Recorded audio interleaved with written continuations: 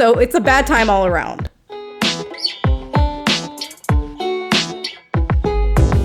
Welcome to the Less Than a Day podcast. Don't ask us to explain the name. We're not going to. I'm Kay. I'm Kiko. And we're here to talk about books, movies, TV shows, geeky things. Spoiler warnings for any piece of media ever created. Will it always be accurate? I don't know, but we will be spoiling it.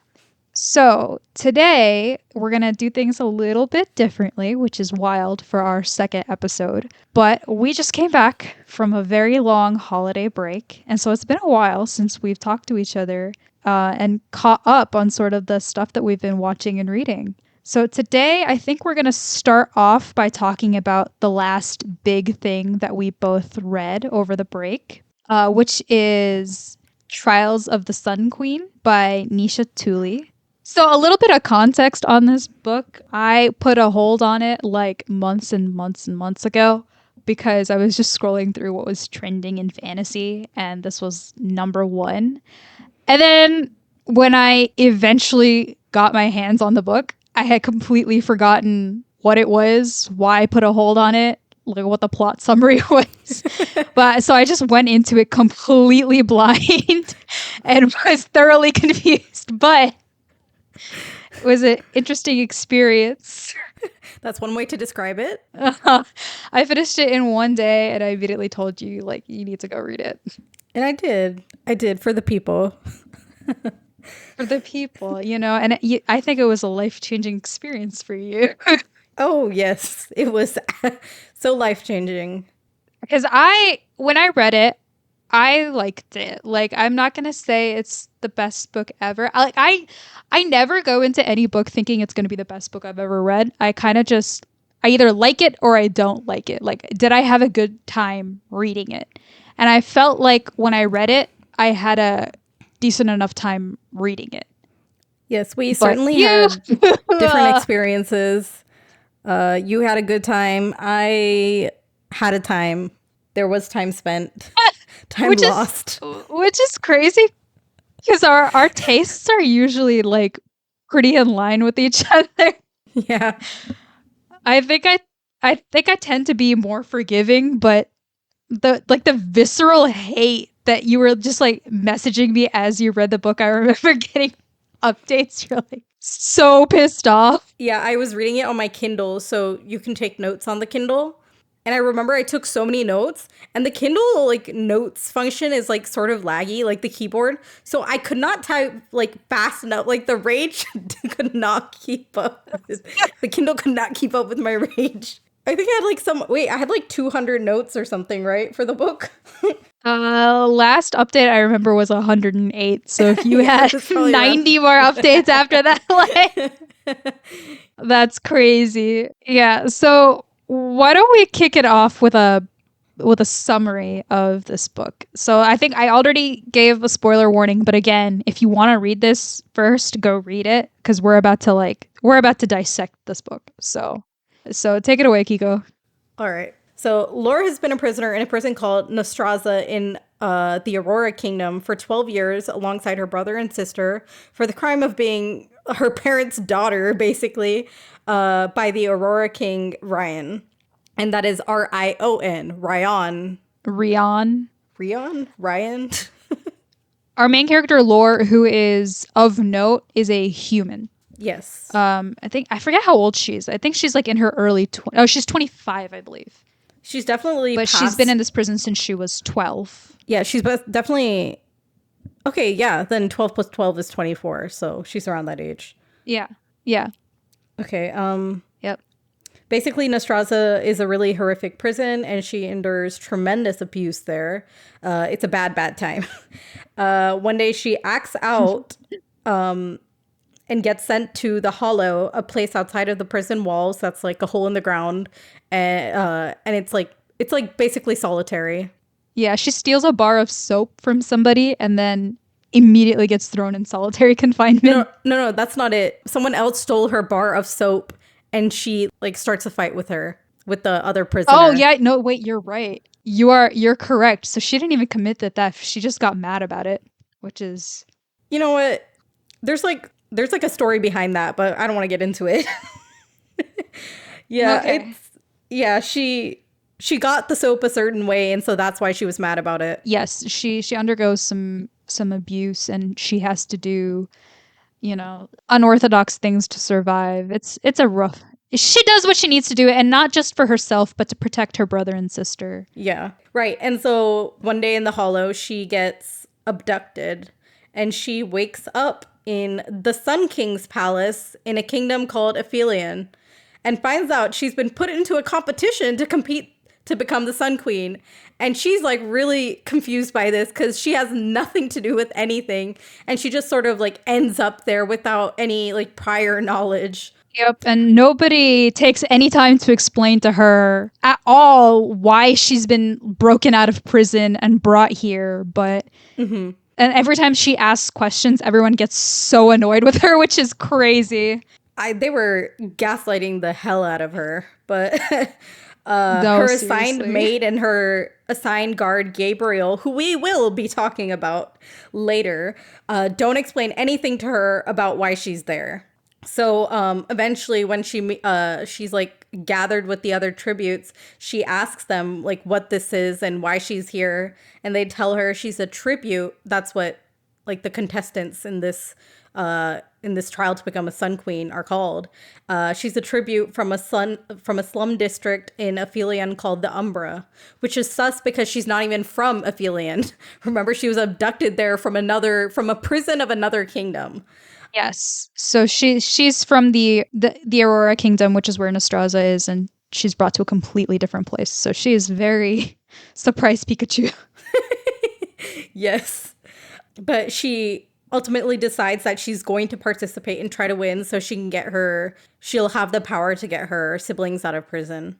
So she participates in the trials and stuff goes down. There are 4 trials. There's a Family Feud / Wipeout trial. There's an American Ninja Warrior trial. There's like a pickpocketing competition trial and like a fear maze trial. And the tributes can die in these trials, and if you don't die, like if you ended up like surviving but losing, you're like doomed to become the Sun King's. His name is Atlas, so you're doomed to become Atlas's concubine for the rest of their lives. So it's a bad time all around. I think that the first trial isn't necessarily like, I don't think it's fair to call it Family Feud. It's It's not like Family Feud. Extreme Quiz Bowl. It's Yeah, like it's like a history. Oh my god, it's so stupid. So basically, you get quizzed on the history of the kingdom of Aphelion, and if you don't, you get dropped into like monster infested waters. infested So waters. Yeah, so Family Feud is a little I said, okay, it's extreme Family Feud. Excuse me very much. And I only, yeah, and you get okay. dropped into water, so I said it was like Wipeout. I guess Wipeout it's like the next trial, which is American Ninja Warrior / Wipeout trial. It's like sort of, it's like that Yeah. combined. It's not great. Okay, well, I thought I will admit that the concept of like compete in the trial to become, you know, a royal or like win a position is not new. Like we've seen it a million times before. Like Spin the Dawn does it, Bring Me Their Hearts does it. Selection, I think, is probably the most famous of those. Like it's Yes. definitely not a new concept. I think the thing that this book did that was different from the norm is it had a really cool way of subverting your expectations because when Laura first gets dropped into it, right, and she's introduced to all the other tributes, they're all high ranking women, right? Like they come from noble families, they come from wealthy families, they've been trained their whole lives. So, like, it really feels like it's about to be like The Bachelorette. And then you get to the first trial and you realize very quickly, like, oh, this is not The Bachelorette. We're in the Hunger Games. It's very easy for these women to die. I liked that the stakes were definitely high stakes. This Yeah, was a like do or die for type sort Laura, of thing. it was literally get good or get dead. Like, and I thought that was definitely cool. Laura like eventually discovers that this is not the first sun trial to take place and that the sun trials has been an ongoing thing. So like they've done this a couple times over and that the tribute from the slums or the Umbra, they usually die early on. So like she's sort of like Yeah. the underdog. It's very District 13, yeah. And I think it was also like a plot point that the Sun trials took place recently and everyone died. And during the course of the trials, Atlas and Lore have like these secret dinners and they get like closer. But Atlas is not allowed to show favoritism to any of the tributes. So they have to keep their meetings like a secret. And also like the other tributes notice that Atlas and Lore are getting like closer and that Atlas is showing pretty overt favoritism towards Lore. And so they're like kind of jealous and Like the servants tell Atlas like you're not allowed to show favoritism. That's part of the trials is you have to be neutral. And Atlas is like, I'm the king. I'm gonna do what I want to do, brother. Like, yeah. and I think Gabriel fights with him a couple of times. Like, stop showing her so much favoritism. And like, so Atlas and Lore are having like little dates, and she's learning a little bit more about him. Yeah, And and they get things get very spicy. close, super close, so close, the closest. Things get so spicy. They do the do, and I just don't buy it. But we'll talk about it later. Well, there's a reason that you don't buy it, but yes, we'll talk about that. So there's another point of view in this book that pops up every now and then, and that is the point of view of Nadir, the Aurora King's son. So he's the prince of the Aurora Kingdom. Yes, which, like, as a reminder, is where the prison is. Yes, yes. So where Lore was originally imprisoned. So Nadir is ordered by his dad to find prisoner 3452, which is Lore, but Nadir doesn't know that and doesn't know anything about her. In fact, doesn't even know her gender or anything about her. So she just has to find her out of like nothing. And he really does. Okay, he tries to find her, but makes absolutely no progress. I'm sorry, he's so dumb. Like, if you asked around the prison, like, you would find the prison. Well, he did though. He did ask. It just like he got some leads. Like he really tried his best, but I mean, he's a goddamn prince. Like, where the hell are his connections? well that's the thing. So Nadir and his dad are sort of at odds. Yeah, yeah. They hate each other. Nadir wants to overthrow his dad.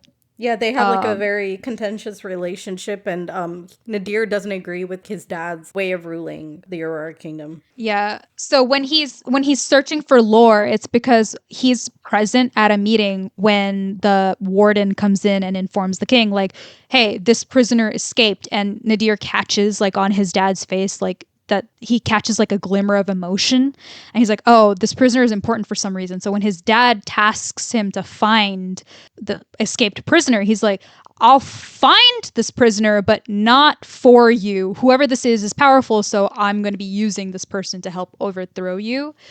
So I think it's a weird position of, yeah, he's definitely dumb, but I don't know if it's necessarily because he's unable to find Lore, because he's trying, but there's a level of he needs to not get caught as he's doing this because he wants to try to use Lore for his own goals. And so I guess Lore's in a different kingdom. I don't know. Maybe Nadir is honestly one of the more realistic characters. oh, he's definitely really stupid, but Yeah, maybe I just had higher expectations because in these books, like these types of characters usually are in the know, right? And like they find things almost immediately and they're kind of OP, right? So honestly, that's one of the things I liked about Nadir is that he is definitely not like your typical, I don't want to say lead, but yeah, he's not like your typical like love interest, is OP, is all knowing, is the best at everything. Like he's definitely flawed. He gives off himbo. And honestly, there were some moments where I swear to God, he's straight up the comic relief. And so for me personally, I liked his character a lot, even though we only got snippets of it. yeah, when I was getting annoyed of when I was reading scenes of Lore and Atlas and then we got to like a Nadir point of view, I was like, the comic relief is here. I get to watch this dude struggle. So No, he yeah. makes some seriously stupid decisions. Like he goes to, I think there's like the scene where he's like trying to search his dad's Yeah, quarters, I was just about and to he talk does about that. such a bad job. Like he doesn't even succeed in that. You're how old? You've done this for how many years, and you're this dumb? I just can't. But it was endearing in a way to me. I think especially during the third trial. Look, there's nothing wrong with him. He just is a little lacking in the smarts. But there's not like I don't hate him, you know? Like I don't hate him. I've only read book 1 for just for context, but like I don't hate him of what I've read from him so far. But like he's not the worst. Right, where was Oh I? yeah, yeah. No. We'll get there. Yeah, we will get there, and you will tell us when we get there. Right, back at the Sun Palace, during the pickpocketing trial, which is the third trial.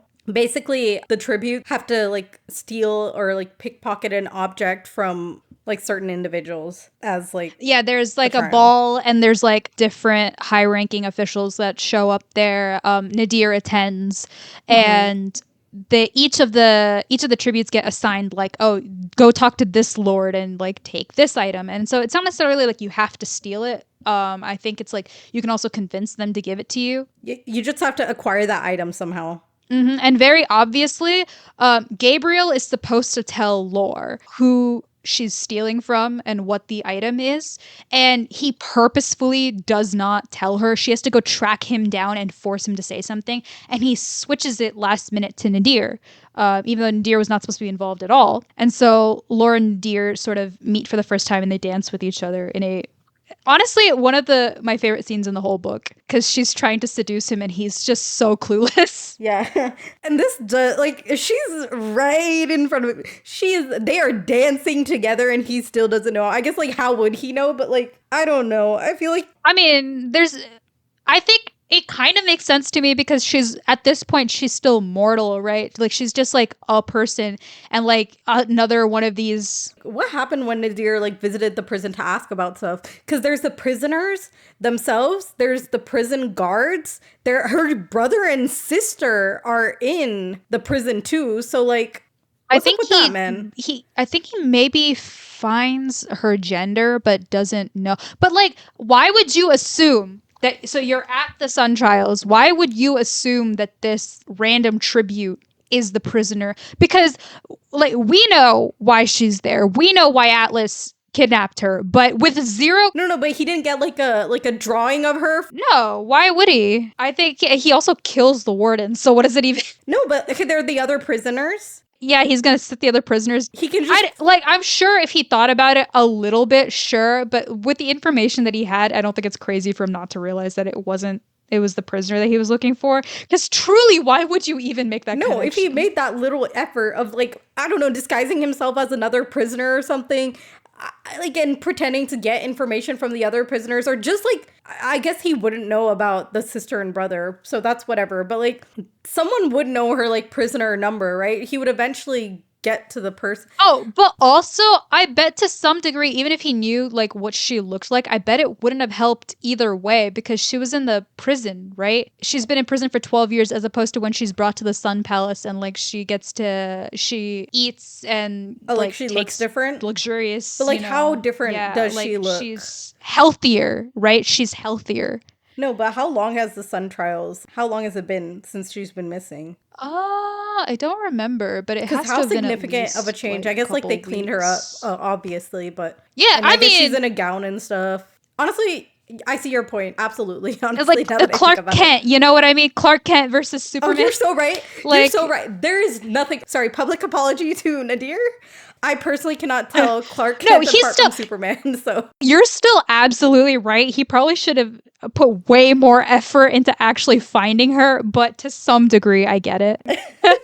okay, right. Where was I? Right. So they All dance. right, It's all blah blah right, all blah. right. The scene's kind of cute, honestly. It's really, really funny because I think she manages to get the item, It's like a but ring. Is then it a ring? Nadir gets kicked out. It is a ring, but then Nadir gets kicked out because he causes a scene, and so he gets thrown out of the out of the palace. Because Atlas gets very, very jealous when he sees Laura and Nadir dancing, and he basically cancels the whole trial, and they have to go through another one. Boo.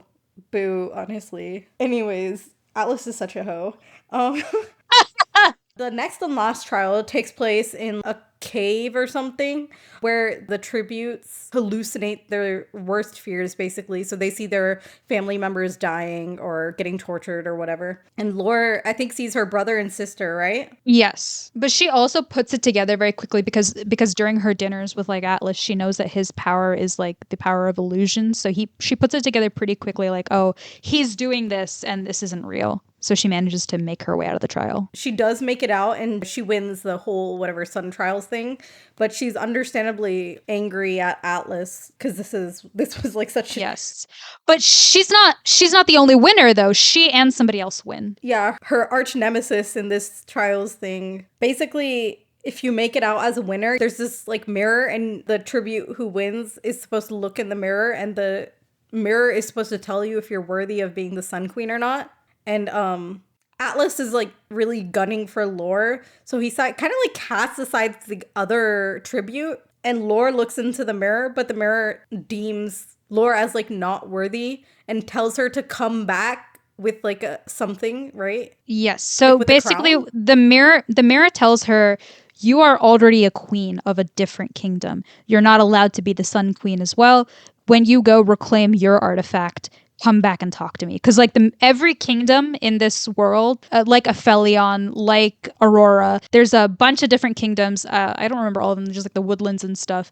But each one of them has their own artifact. So the mirror tells her, you can't be queen. Go find your artifact and then come back to me. And Atlas is not happy about that. The reason why Atlas wanted Lore to win because Lore is like the heir to this kingdom. She has powers that she can't access, I believe, yet. I don't really know. But yeah, Atlas wanted that for himself. Yes. Basically, how it works is the reason that Atlas needs to find a Sun Queen and the reason that they're called primaries. They're not like kings and queens, but like the primary is like the heir. The reason that they get married is because when they go through that bonding process, that's when they get access to their full powers. So Atlas knows somehow that Lore is the heir to this lost kingdom, which is the kingdom of heart.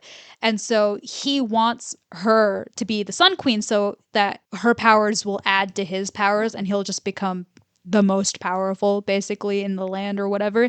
And so even though he needs to be bonded to somebody, he would rather be less powerful than not bond to Lore. Yeah, so Atlas gets furious and he throws Lore in prison. Yep. He basically flips a switch and like But Gabriel comes up to the thing, right? Gabriel, her assigned guard. Gabriel, there's like this moment where Gabriel like sort of tries to redeem himself and he like tries to explain to her, Atlas has this obsession with you and it shouldn't be you. And so I was trying to stop him from making a mistake. And so they try to redeem him, but I don't buy it because Gabriel kind of just sucks. The reason why Gabriel needs redemption, he doesn't need redemption, but the reason why we're saying redeem is that Gabriel, I didn't mention this, but throughout the trials, he's her assigned guard, but he's been like super rude to her. He puts her down. He says like really mean, really truly mean, just nasty things to her, and they're like such targeted attacks too. It's disgusting behavior, and I absolutely hate him. And he should honestly become a tribute so he can die, but.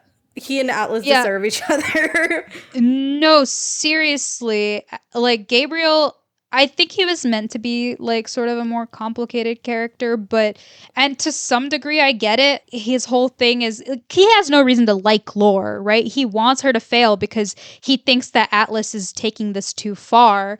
But at the same time, like, I just can't reconcile liking him. Like, he tries to tell Lore that he does like her, actually. But, like, he has to be against her. But that's some bullshit. Gabriel can fuck off. Like, nah, brother. I could care less about him. But, yeah. What happens at the end? Nadir somehow finds out that Lore is the prisoner and breaks her out. And that's where book 1 ends. So she becomes a prisoner. And then she's moved to a gilded prison. And then she goes to actual prison again. And then is taken prisoner again. She is in the trenches. Yep, poor Lore. Oh yeah, honestly, poor Lore. Okay, so overall thoughts. I know your big one is that you didn't like it. What was the worst thing for you? Like what is it that made you really, really hate this book? Um, Basically, there's not a single character that I liked. I don't think Lore. I felt bad for her, but I don't know. Her attitude sometimes wasn't it.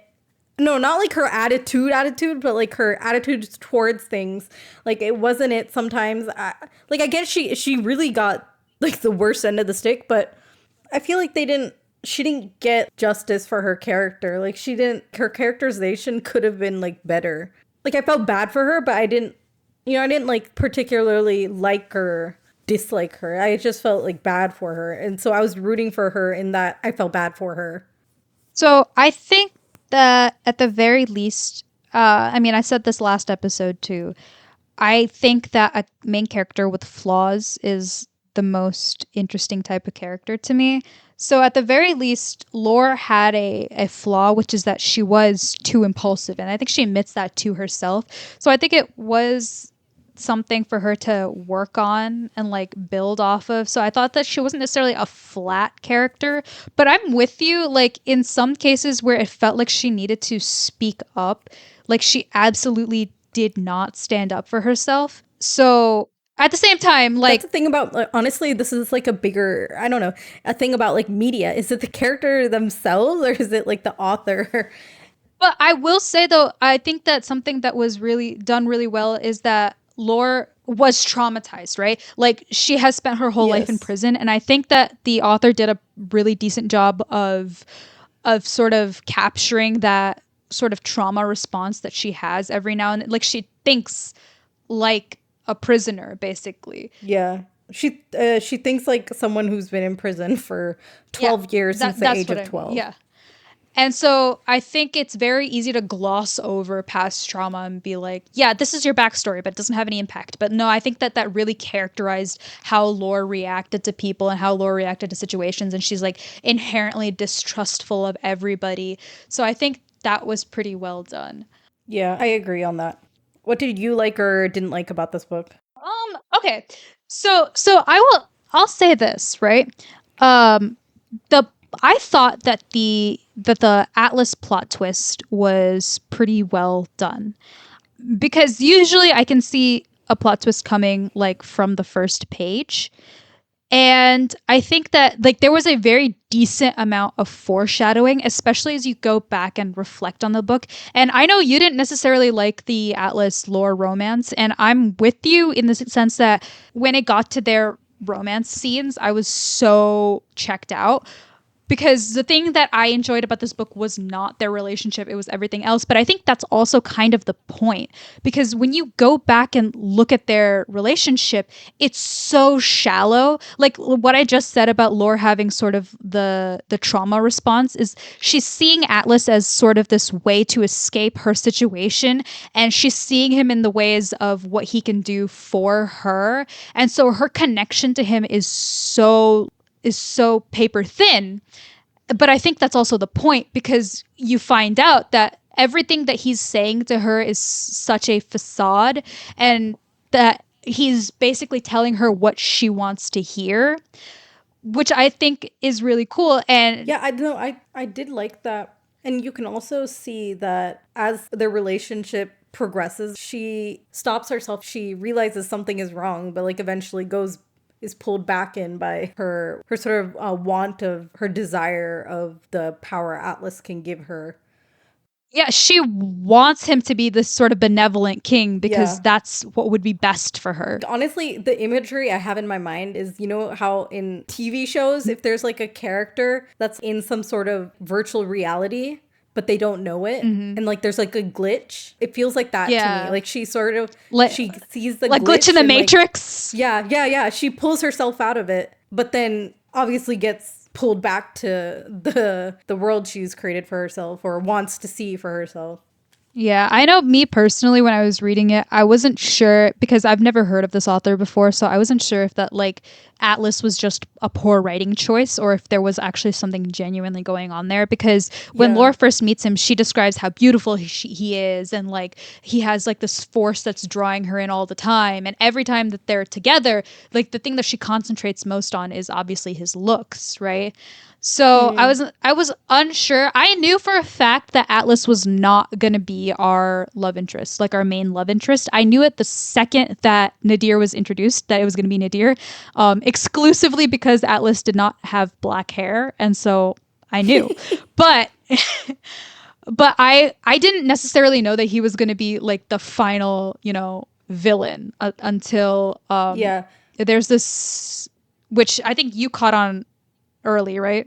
Yeah, I immediately felt something off. Was I think that's probably why. Like I felt the moment we met him, I had a feeling. I knew that he was a baddie in a bad way. he was he was the ultimate baddie. I knew he wasn't gonna be it. I didn't even consider him as like a love interest. I knew he was just a smarmy dude, you know. So I think that's also why I didn't enjoy it, because I caught on so early, and so I looked at their relationship in a negative light from the beginning. So I kind of knew that I knew that they were not going to end up together, but yeah, I yeah, I caught on relatively early. Like there's a scene where during one of their dates, the Lore beach. is talking about it might have been the beach, it might have been before that, but Laura's talking about like they're talking about the Umbra, and Laura's like, it's a problem that the Umbra even exists because look at this palace that you live in, Atlas. It's covered in gold. You're wearing gold. You clearly have so much wealth. Why the fuck Four. is there still like a slums district? What are you doing? And at first, Atlas is like, oh, things have gotten better. And she's like, that's no excuse. And so Atlas is like, you know what? You're right. I'm going to bring this up in my meeting tomorrow. You've changed my whole worldview or whatever. And at that moment, and she says, she has this thought of like, how could anybody be this perfect, right? And it was then in my brain, Yeah. I'm like, oh, this is the bad guy. Like, this is the That was villain. that was your So glitch in reality. That was your glitch. that was my glitch in reality. I'm like, yeah, okay, I see where we're going here. So I never felt like the chemistry between them, but for me, it wasn't a question of you're the bad guy. It was a question of, okay, well, is the author trying to do something here, or is this just crappy writing? Because I think there's a lot of love at first sight romances that happen, and I never like catch on to the chemistry. So like it's definitely a 50-50 for me. Like I always try to give like the benefit of the doubt. And she was trying to do something. So I thought that the plot twist was well executed. Anyway, yeah, so that's what I like. But okay, so you really hated Atlas though, right? Like that is the main thing Oh, that sort of absolutely. It soured the was book for you. discussed from the start. I mean, honestly, but that's kind of the point though, isn't it? To hate Atlas. Yeah, I wasn't wrong at hating Atlas. I think I just hated him at the wrong time. Maybe I could have enjoyed the book more. What else? Right. This book is a combination of the Selection series, the Goblet of Fire from the Harry Potter series, the Princess Diaries, the Hunger Games, Throne of Glass, and Akotar. It's like the author took like every like popular book series and combined them into one, and not in a good way. Like it wasn't good. It just Ah, I wasn't expecting like a completely original idea, but like it.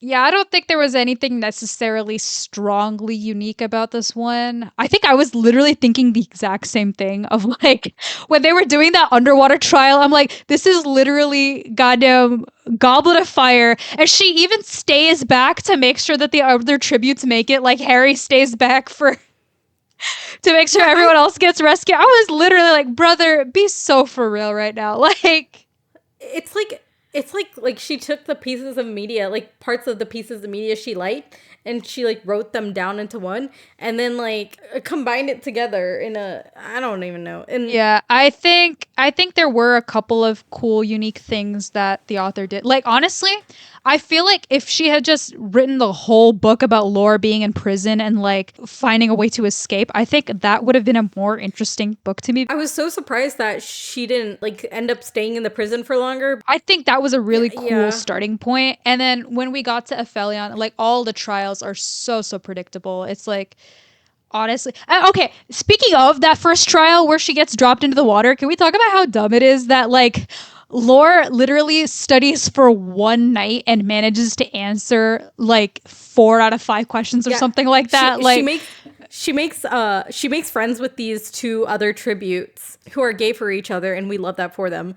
But they like help her for just no reason. She has like a studying montage within the book for one night. Like, obviously, she gets the question wrong eventually, but Yeah, it doesn't really amount to anything.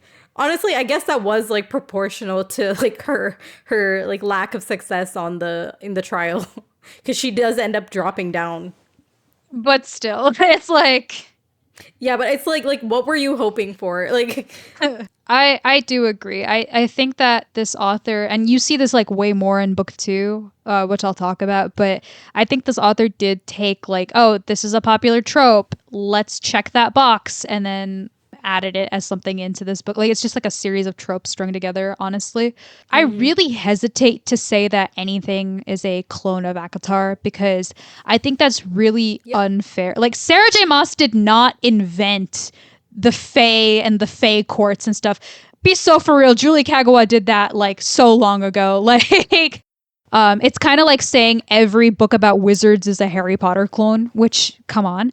yeah, I wasn't talking about the writing or anything. It was just that I know, specific instance. but the point, the thing that I was going to say though is that this book did give me serious Akatar vibes. Like, I don't want to say that it's an Akatar clone, but I find it very hard to deny the Akatar allegations. You know what I mean? Like, yeah, I don't like. Again, I had fun reading it. I don't think that this was like a new or unique concept.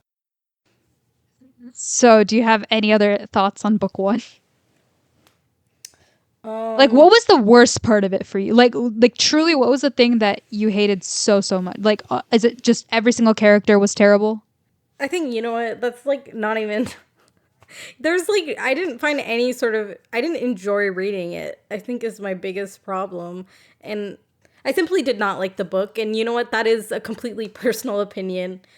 You know what, like if you like the book, like I'm happy for you. I'm glad that you found enjoyment where I couldn't. The characters were unlikable. Most of the characters, pretty much all the characters were unlikable. Everything felt so like, I don't know, almost rushed, or like I didn't feel like a genuine connection, like for like the characters that were supposed to have a connection or relationship, whether it was like friendship or. And I feel like the tributes hated Lore just because the author wanted them to. Like, I guess the only reason, like, she's from the slums, I guess, but like, why did they see her as such a threat? Like, even before they started seeing the favoritism towards Lore. Like, I don't get that. Like, she was such a non-threat, but like, she immediately had like an arch nemesis of like one of the more powerful tributes, or one of like the, you know I what I mean. think that I think that this author is very good at writing characters who hate each other. I think that she maybe struggles to write characters that are actually friends or care for one another. Because I Yeah, did not buy the friendships at all that came through the book. Like, her being friends with those two Lore tributes made no sense to me. Lore had two positive relationships in the entirety of this book. And that was between her and the two contestants, And her siblings, I or guess. tributes, or But whatever. Yeah, but her siblings are so irrelevant in the first book that it doesn't really matter. okay. So that's book one. We'll agree to disagree. You did not enjoy it for, I think, some pretty valid criticisms. I thought it was a fun read. Book two, however, book two is maybe one of the worst books I've ever read. And in the way that you had to choke through book one, I so had to choke through book two. So I'm going to give like the briefest of summaries because this is already getting long. Book two, we start off. Laura has been semi-rescued, semi-captured by Nadir and his two friends. One of whom is his sister, Amia, who actually is plot relevant. So The book starts off, Lore is being held in this manor with Nadir, and it's like this daily struggle between the two of them where Nadir wants to know, why did Atlas break you out of prison? And Lore says, I'm not telling you shit until you break my brother and sister out. You broke me out. It's clearly possible. Go do it. Right? And Nadir is like, no, you tell me first and I'll do that. And she's like, well, I'm not going to tell you till you break that. And so it's just like this endless back and forth between them and they're bickering. And there's literally, like, speaking of copy pasted from other books, there's literally that scene from Beauty and the Beast where she breaks out of the manor and runs out into the woods and she gets attacked by some creature in the dark. And then Nadir comes in to save her. And it's literally that scene. And they break back into the manor. And so at that point, Nadir is like, okay, we're going to go rescue your brother and sister. And so they bring them back. They break her brother and sister out. And after they've been rescued, Lore reveals like the truth of where she came from. She's like, my grandmother was the Queen of Heart. There was a long war ages ago, and the Heart Kingdom was destroyed because her grandmother cast magic that she wasn't supposed to.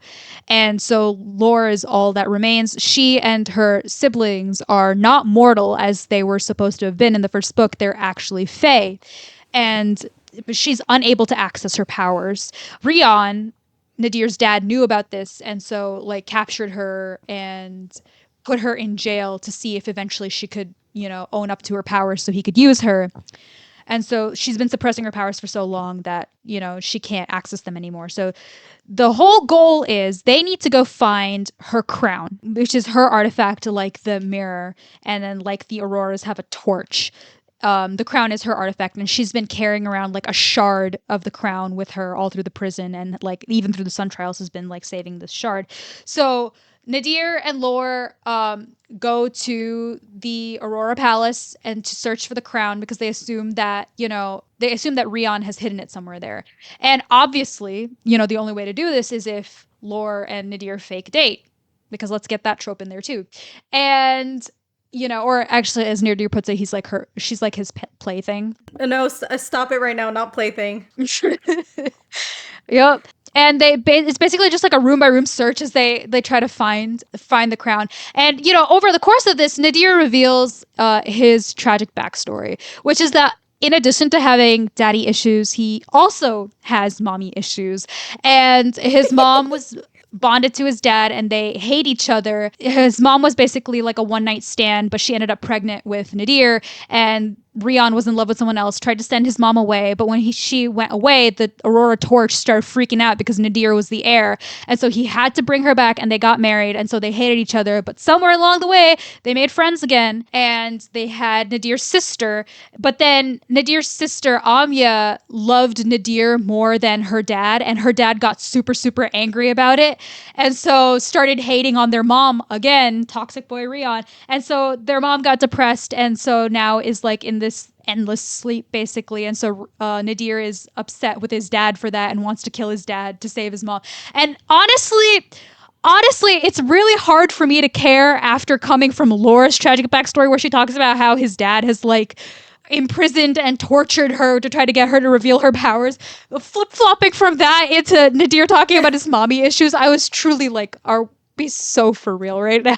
Like, who cares? They eventually realize that the crown is not there, but in a colossally stupid moment. This is why I say that Nadir is so goddamn dumb. In a colossally stupid moment, Nadir reveals Lore's name in front of his dad, and so his dad puts together that this is the escaped inmate much faster than Nadir did, and they have to run away. And so they think for 1 second, they take a second to really think about maybe the crown is where it was the last time it was seen. Maybe it never moved. Maybe we should go to the last place it was seen. And so they go back to the ruins of the Heart Kingdom. Surprise, surprise, the crown is there. Lore, connects to her powers again. And she, for some reason, has lightning powers, ? Throws like red lightning around. They get ambushed. She saves Nadir's life. And they realize that, there's like a missing piece of the puzzle. They need to go back to see the sun mirror. And because at the end of book 1, the sun mirror told her to come back when she had the crown, and she doesn't have full access to her powers. Right. Like something isn't quite right.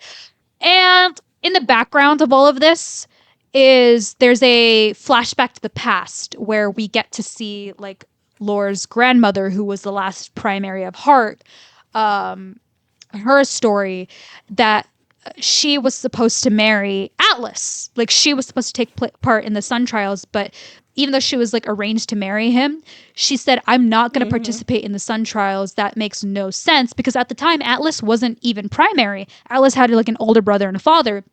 So she's like, it makes no Yeah. sense for me to take part in this. It's, stupid. It's derogatory. I'm not going to do it." And she instead falls in love with the king of the woodlands, whose name is Wolf, which is real interesting. like, It's giving um, like it's giving the name of the male lead in a motorcycle gang romance. What are they called? Like motorcycle club romances. oh, and speaking of Akatar relations, Laura's grandmother and Wolf are mates. So, fairy mates. That's the worst, not mates. Like Yeah, if so she'd left that they're out, it'd at least be a little different. no, but they're mates. Because I think also you're supposed to get hints that Laura and Nadir are also mates. But yeah, Boo. honestly, honestly, if this book feels really short in comparison to the first book, because if you really think about it, what happens? Laura gets kidnapped to the manor. Her siblings get released. They go search room by room to look for this crown. It's not there. They go to the Heart Kingdom. They find it. Laura gets lightning powers. Like, if it feels like nothing much happens, it's because truly, literally nothing happens. The whole book, literally every page, every scene is Laura and Nadir bickering with each other. Bickering or talking about how horny they are for each other. And Nadir has this like nickname for her where he keeps calling her inmate, which is just not sexy. It's real gross. Like, why do you keep reminding her Disgusting of her trauma? shat. Disgusting Disgusting. shat. Criminal behavior. And it's so painful to read. It's so painful to read. It's not romantic in any sense of it. It's not an enemies to lovers. I think that what happened is, like we're saying, good old Nisha wants to take tropes from popular things and put it in there. And so she wanted an enemies to lovers. But this was so poorly executed because I think in order to have a good enemies to lovers, you have to have this sort of in between phase where your characters get to know each other and like have an Yeah, it's gotta be understanding. like it's got to be at least like it's got to be enemies to like friends or allies or like understanding to lovers. Like it can't just go enemies to lovers. Like what where is the transition period? Well, to be fair, I think we never even got like necessarily to the lovers part because they are fighting even in the last scenes of the book. They just never And stop wait, why are fighting with each. honestly, why are they enemies? They just don't like each other, right? like Kind of, yeah, like they're because on the so same side. They're fighting for the same cause. Lore doesn't trust Nadir. Yeah. And I guess he like technically imprisons her again, but like I don't know. Yeah, Lore doesn't trust Nadir because he's Rion's son, and Nadir honestly kind of obviously doesn't trust Lore because she doesn't want to tell him anything about where she's from. Yeah, they never stop fighting. They never stop fighting. And honestly, so I liked Nadir book one. I think we established like, oh, I like his himbo energy. All gone, completely gone. There's like a character assassination happening here because he's so mean to her all of the time, like so rude. And for what? And honestly, Lore also same character assassination. She goes from being a character struggling with trauma, potentially confronting her past, dealing with being impulsive, and like coming into her own. None of that. No character development whatsoever. She's just absolutely an asshole to him the whole time. Like, it makes it truly unfun to read. But yeah. I get the feeling. I understand the feeling. Honestly, in this world, right at this moment, there's no one who understands you more. Well, I feel your struggle because this had nothing from the first book that I enjoyed. The only thing that I will say, the only parts of this book that I enjoyed, I think, were the scenes cutting back to her grandmother's timeline because there was like an actually cool plot where her grandmother is struggling for the throne because her mother does not want to relinquish it and give it to her, and they are, even in that time, like 300 years ago, are struggling against Rion and trying to stop him from conquering the entire continent. So her grandmother Circe, that's her name, is trying to gain control of the Heart Circe or Kingdom. Cersei, And like the Circe, I believe. And so she's going in through her own like really really cool political struggles, where she's like, I want to ally with Atlas, but not if I have to do the Sun Trials. I'm going to marry Wolf because we are mates, but also I want control of the kingdom. And also they like try to put their artifacts together to create something new and potentially, stop Rion's assault. But it fails and instead ends up incinerating the entire Heart Kingdom. Like there's this like the really cool plot line running in the background, and then we cut back to Nadir and Lore, and I'm like, why? Truly, why? So that just sucked. And the only other thing I liked about this book, the only redeeming thing that I think it had was, speaking of Akatar, they tried to do the You're Mine when Nadir and Lore get spicy near I the mean, end of but the I guess book. that's not. Oh, I get. Oh, you're right. I was gonna say that's not like an Akator specific thing, but like if you're talking about that specific scene, then yes, I totally yeah. That's absolutely an Akatar specific thing. But yes, the You're Mine scene. But Yeah. Lore fucking Working. loses it on Nadir. She's like, I am not yours. I am my own person. Absolutely go fuck Fork. yourself. And so I appreciated that. But beyond that, truly nothing to like about this book. We went through the trials. We went through the gauntlet. And for what? And for what? Honestly, when you were describing the second book and you were talking about truly, and you were like saying truly why for like every plot point, I was just imagining that meme where the guy goes, why? Why? I just imagine you doing that while reading the book. Why? That's how it felt. I knew that we were going to talk about this book, and so I wanted to read the second book, but honestly, if we weren't going to talk about it, I think I might have DNF'd it. I try really hard not to DNF anything, but this one was so hard to get through because look, I'm all for spicy books, right? I think that that's fine if that's what you want to do, and I think like romantasy, there's going to be some level of tension between your characters. But if there's nothing but tension, I just find it hard for me to care about the romance. Like I don't root for these two to get together, and also so much of the book is focused on the romance. Like pretty much the entirety of the book can be attributed to Nadir and Lore's relationship, and I think that really sort of derails the plot.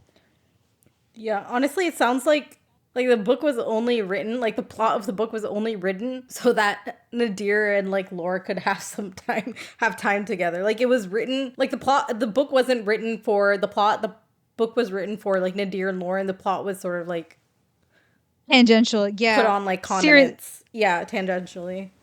But I think that's all I have to say. I think I will be reading the third book though, which I assume is going to be controversial with you. I honestly, I've never been more disappointed in you. I've honestly, I I thought we would DNF in solidarity. After all of this, I feel betrayed, quite frankly. I think okay, I think that for me the book did Rule of the Aurora King, which I don't even know if I dropped the name of book 2, did start to pick up for me near the end of it because it stopped being about Nadir and Lauren. It started being about her finding the crown a little bit more towards the end. But more importantly, it leaves off on the note of they need to break into Aphelion to find the Sun Mirror. And you know your girl loves a heist. So do you a heist really with think magic? do you think she'll be doing a heist justice? What do you think will be what do you think like what like I don't know, we could have man. had a fucking prison break, but she was I've given up. Like this book made me unhappy, like genuinely. I did not enjoy myself. Yeah, that Aurora King really, really was just not fun to read. But the first book was okay.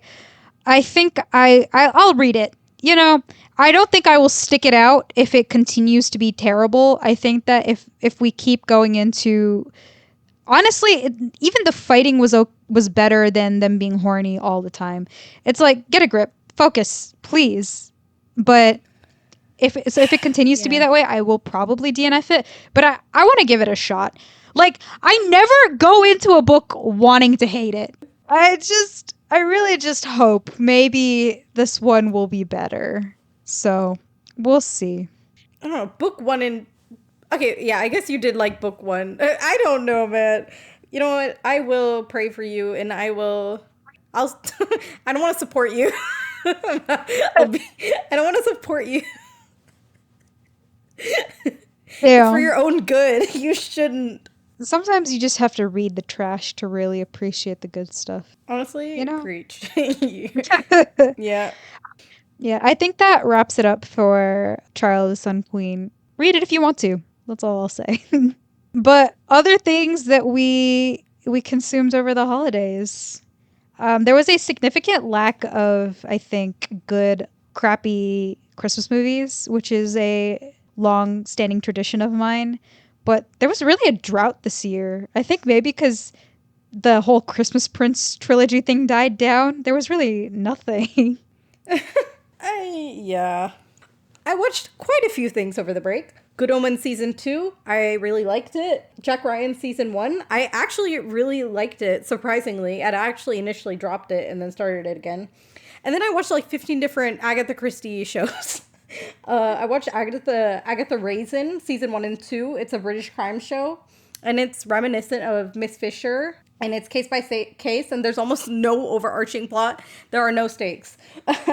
I watched Blanc, it's something Madame Blanc Mysteries, and that's also case by case, and there is an overarching mystery. Both are like super lighthearted shows.